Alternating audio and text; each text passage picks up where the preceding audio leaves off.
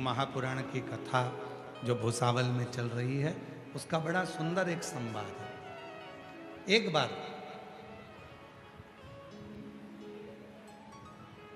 मां आद्य शक्ति, मां दुर्गा, मां भवानी, मां पार्वती जी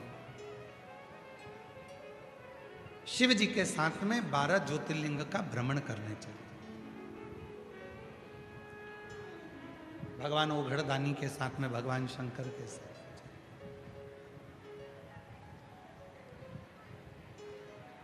और शिव जी के साथ में मां आद्य शक्ति, मां जगत जननी दुर्गा भवानी जब 12 ज्योतिर्लिंग का स्मरण करने के लिए महाकाल वन में गई। महाकाल वन में जाने के बाद में फिर नंदन वन में गई। नंदन और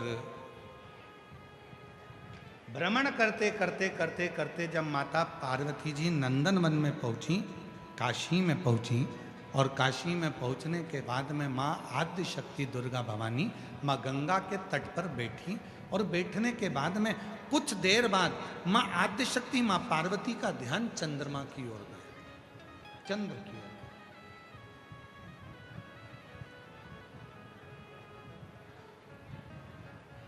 माता पार्वती का ध्यान गया चंद्रमा की ओर। एक टकटकी लगाकर मां पार्वती जी चंद्रमा को देख रही थी, एक टकटकी। और हमने पहले भी कथा में कहा है, जब शरीर में यदि कोई काया का रोग हो जाता है, शरीर में कोई चर्म रोग हो जाता है, कोई काया सफ़ेद पड़ गई, कोई चमड़ी काली पड़ गई, कहीं दाग पड़ गया, और वो काया का रोग यदि मिटता नहीं है, तो हमने पहले भी एक बार कहा था, फिर कहते हैं, जैसे हरी दूबा होती है। दूब देखिए आप लोगों ने, जम के बोलो जरा। दूबा देखिए, गणेश जी को चढ़ती है, क्या बोलते हैं उसको? दूब, दुर्बा। तो जो दुर्बा होती है, जैसे बगीचे में दुर्बा लगी होती है, वैसे ही बगीचे में दुर्बा के साथ में जब दुर्बा लगती है तो उसी के साथ एक सफेद कलर की दुर्बा भी होती है, एक सफेद दुर्बा भी होती है। यदि शरीर में कोई चर्म का रोग हो गया, कहीं घाव पड़ गया, वो सूख नहीं रहा, कोई चमड़ी का रोग पड़ जाता है, कोई चर्म रोग पड़ जाता है, तो भगवान शंकर को सोमवार की अष्टमी के दिन दुर्बा चढ़ाई जाती है। और वो सफ़ेद दुर्बा को उठाकर चंद्रमा की रोशनी में, जब चंद्रमा को एक टकटकी देखते हुए उस चंद्रमा की रोशनी में उस दुर्बा को चबा चबा कर यदि खाया जाए, तो शरीर का कैसा भी रोग होता है चर्म का, वो धीरे धीरे समाप्त होना प्रारंभ हो जाता है। वो चमड़ी का रोग धीरे धीरे धीरे धीरे समाप्त हो जाता है, चर्म रोग समाप्त। पार्वती जी का ध्यान चंद्रमा की ओर, और मां जगत जननी अम्बा जगदम्बा जगत धात्री मां दुर्गा पावर पार्वती मैया चंद्रमा को देख रहे। चंद्रमा को देखते देखते थोड़ी देर बाद चंद्रमा छुप रहा है, फिर सामने आ रहा है, फिर छुप रहा है, फिर सामने आ रहा है। अब तो भगवान देवादित्य तो महादेव को हंसी आ गई, और भगवान शिव ठाका लगाकर हंस दिए। ध्यान नहीं गया, पार्वती जी को लगा भगवान भोलेनाथ तो केवल मुस्कुरा रहे हैं, ना जाने क्यों हंसने बैठे। थोड़ी देर बाद मां पार्वती जी का ध्यान फिर चंद्रमा की ओर गया, और चंद्रमा फिर सामने आ रहा है, फिर ओझल हो रहा है, फिर सामने आ रहा है, फिर ओझल हो रहा है। इतने में शिव जी फिर हंस दिए वापिस।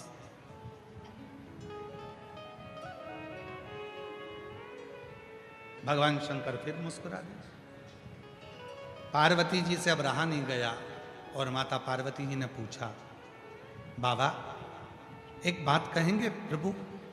शिव जी ने पूछा, क्या? मैं चंद्रमा को देख रही हूं, चंद्रमा को मैं एक केंद्रित होकर देख रही हूं, एक टकटकी लगाकर देख रही हूं, और चंद्रमा बीच बीच में ओझल हो जाता है, और आप मुझे देखकर, चंद्रमा को देखकर मुस्कुरा रहे हो, हंस रहे हो, ठाका लगा रहे हो। शिव जी ने कहा, पार्वती मेरे हंसने का केवल एक कारण है, ये चंद्रमा जिसको तू देख रही है और जो ओझल हो रहा है, ये चंद्रमा ओझल नहीं होता, पर इस चंद्रमा के भीतर थोड़ा सा अभिमान प्रकट हो गया। इस चंद्रमा के भीतर थोड़ी सी अभिमतता प्रकट हो गई, और वो अभिमान, वो अभिमतता कोई साधारण नहीं है। तो पार्वती जी ने कहा, आप तो सबके मन की बात को जानते हो, आपको तो लोग मनसा महादेव कहते हैं। शिव जी का एक नाम है मनसा महादेव। जम के बोलो, कौन सा नाम है? मनसा महादेव।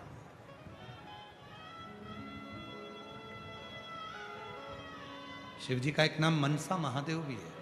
मनसा महादेव से मतलब है, जब संसार का व्यक्ति एक बेलपत्र लेकर, भले वो शंकर की चढ़ी हुई बेलपत्र क्यों ना हो, घर से लाई हुई बेलपत्र क्यों ना हो, जब कोई संसार का व्यक्ति एक बेलपत्र को भगवान शंकर के सामने लेकर जाता है और उस बेलपत्र को जब शिव जी को समर्पित करता है, तो उसके समर्पण करने के समय पर जितनी देर वो बेलपत्र को मंदिर में लेकर गया, मंदिर से शिवलिंग पर जितनी देर में वो समर्पित करता है, उतनी देर में उसके मन के अंदर जो बात चलती रहती है, भगवान शंकर उसके मन की बात को स्वीकार कर कर बेलपत्र चढ़ते से ही उसकी बात को स्वीकृत करके उसकी झोली भरना प्रारंभ कर देते हैं। उसको मनसा महादेव कहते हैं। शिव जी का एक नाम है मनसा महादेव।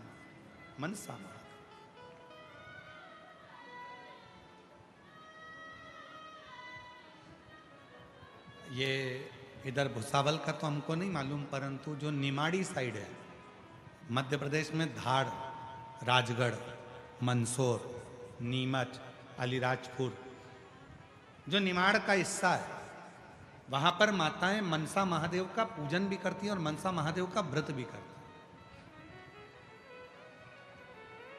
इधर भुसावल साइड में या अन्य क्षेत्रों में वो व्रत कम होता है, पर निमाड़ क्षेत्र जो है मध्य प्रदेश का, मंदसौर हुआ, रतलाम हुआ, नीमच हुआ, अलीराजपुर हुआ, धार हुआ, राजगढ़ हुआ, ये क्षेत्र जो है वहां पर मनसा महादेव का व्रत भी होता है और उसकी पूजन भी होता है।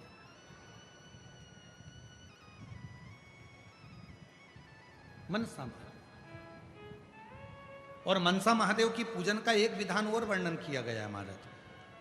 यदि आप लोगों को बाजार में किताब मिले मनसा महादेव की, तो आप ले सकते हैं, उसमें एक विधान आप उसमें पढ़ सकते हैं कि मनसा महादेव में 7 बेलपत्र,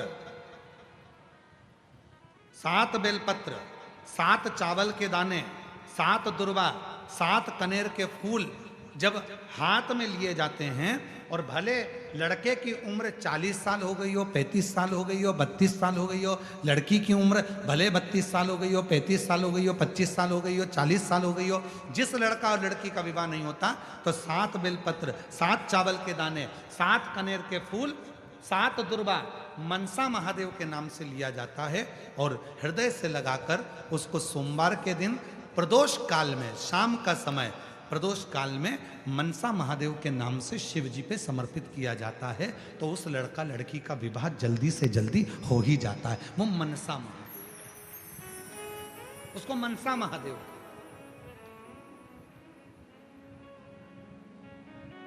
और शंभु शरणे पड़ी मांगू घड़ी रे,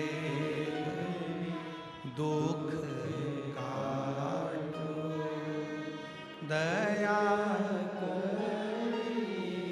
दर्शन ओ शंभो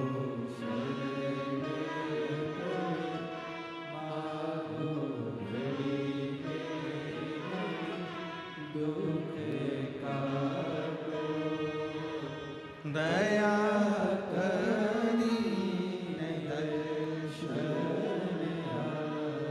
मनसा महादेव। तो शिव जी से मां पार्वती जी कर रही हैं, आप तो दुनिया के मन की दशा को जानते हो, आप बताओ ना कि चंद्रमा क्यों छुप रहा है। आप तो मनसा महादेव हो, आप बताओ चंद्रमा क्यों छुप रहा है। शिव जी ने हंसकर कहा, पार्वती, इस चंद्रमा को अभिमान है अभी तक सारे देवता इसी को सम्मान देते थे, चंद्रमा सुंदर, चंद्रमा सुंदर, चंद्रमा सुंदर, चंद्रमा ऐसा, चंद्रमा सुंदर, चंद्रमा ऐसा, चंद्रमा औषधि देने वाला। आज पार्वती तुम चंद्रमा को एक टकटकी लगाकर देख रही हो तो चंद्रमा को अहंकार आ रहा है कि अभी तक तो देवियां मुझे देखती थी, अभी तक तो देवता मुझे देखते थे, पर आज देव अधिदेव महादेव और महादेवी मुझे देख रहे हैं, मतलब मैं इतना सुंदर हूं। ये चंद्रमा के भीतर अभिमान प्रकट हो रहा है, चंद्रमा के भीतर ये अभिमतता, चंद्रमा के भीतर ये अहम, चंद्रमा के भीतर ये अहंकार प्रकट हो रहा है, ये अभिमतता प्रकट हो रही है, ये अहम प्रकट हो रहा है।